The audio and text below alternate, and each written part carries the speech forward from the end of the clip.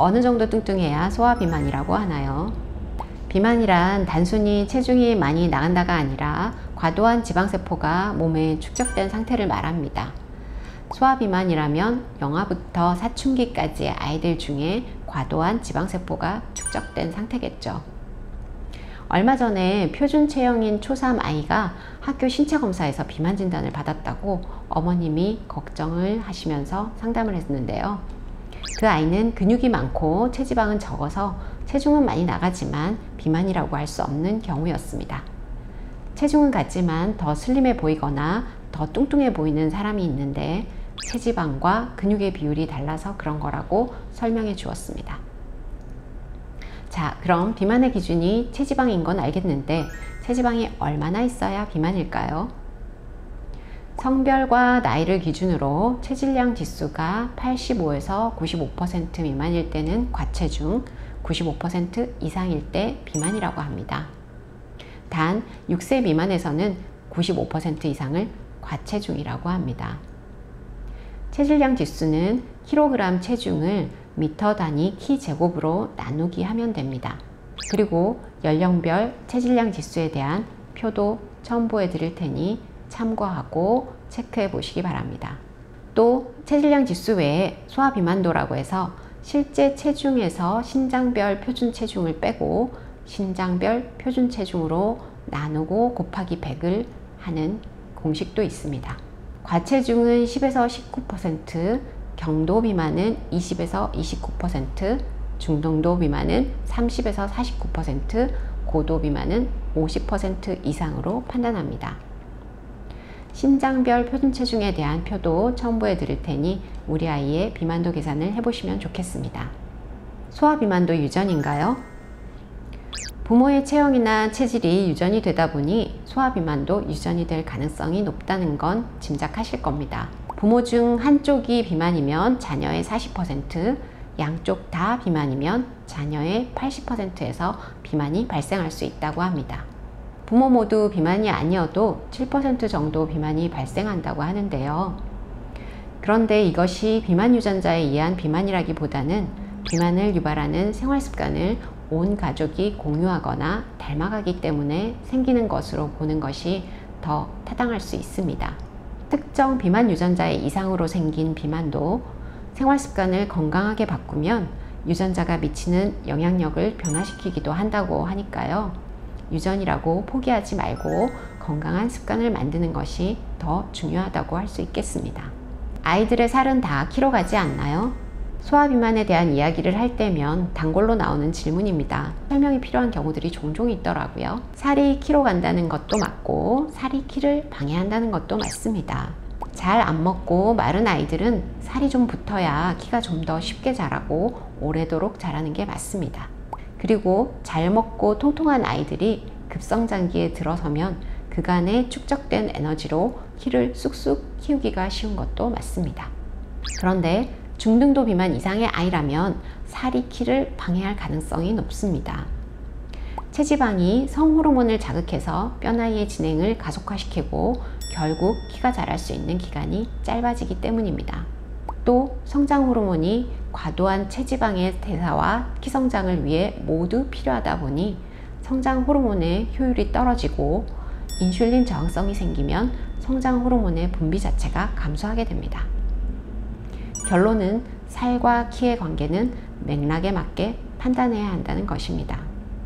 소아비만은 왜 치료해야 하나요?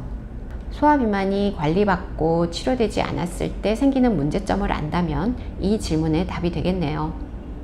그럼 소아비만의 문제점을 살펴보겠습니다. 소아비만의 80%가 성인 비만으로 이행될 수 있습니다.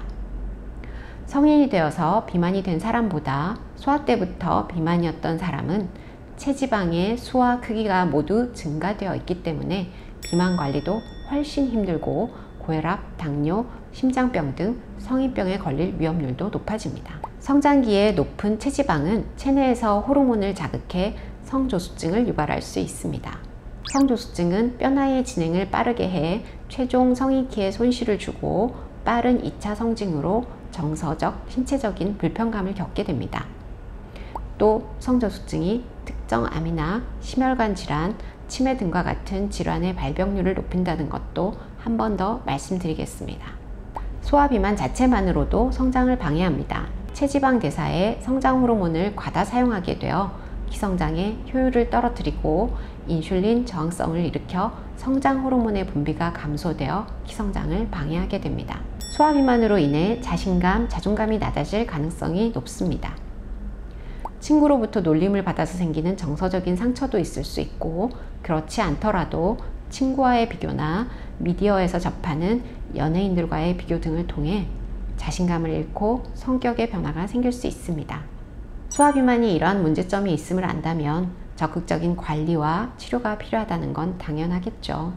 소화비만 치료는 어떻게 하나요?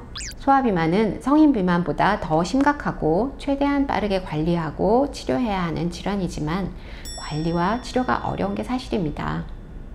성인의 경우는 모든 구조와 기능이 완성된 상태여서 부피만 줄이는 것이 비만 치료이지만, 소아의 경우는 미완성된 상태라 구조와 기능을 만들어 가면서도 체중을 감량해야 하는 어려움이 있습니다. 체중에만 집중하다 보면 필요한 영양 섭취가 되지 않아서 키성장 속도가 줄어들고 골밀도가 떨어지고 면역력이 떨어지는 등의 부작용을 겪을 수 있습니다. 그래서 성장에 필요한 영양을 섭취하면서 움직임과 대사율을 높여주어야 합니다. 소화비만 치료는 체중 감량과 함께 키성장이라는 두 마리 토끼를 다 잡아야 하는 난이도 높은 치료입니다. 만 12세 이하에서는 식이요법과 생활관리만으로 비만을 관리하는 것이 가장 좋지만, 소화비만이 합병증을 유발하고 있거나 중등도 이상의 비만이라면 적극적인 관리와 치료가 필요합니다. 양의학적으로는 만 12세 미만에서는 적극적인 치료법이 없는 상태이고, 한의학적으로는 한약 치료가 가능하다는 장점이 있습니다.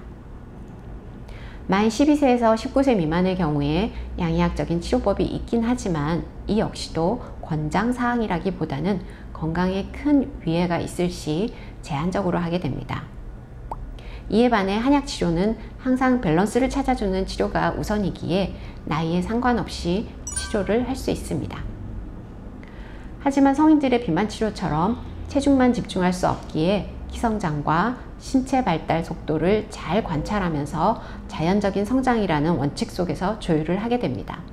소화비만은 저신장증이나 성조숙증보다도 훨씬 더 생활습관과의 연관성이 커서 생활 전반에 대한 현재 상태를 꼼꼼히 파악하는 것이 필요합니다. 양의학적인 검사, 한의학적인 검사, 꼼꼼한 문진과 설문이 모두 진행되다 보니 첫 내원 시 많은 시간이 소요되는 불편함이 있지만, 디테일한 데이터들이 정확한 진단과 최선의 처방을 위해 꼭 필요합니다. 다양한 검사 결과를 종합해서 체질을 분석하고 조심할 음식들과 생활습관을 알려드립니다. 다양한 기기나 매체를 통해 아이들과 부모님들과 소통하고 관리하는 것이 치료율을 높이는 데 주요합니다.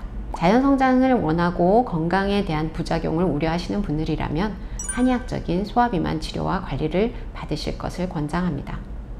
이 시간에 알아본 소화비만에 대한 정보들이 우리 아이들의 건강한 성장에 도움이 되길 바랍니다.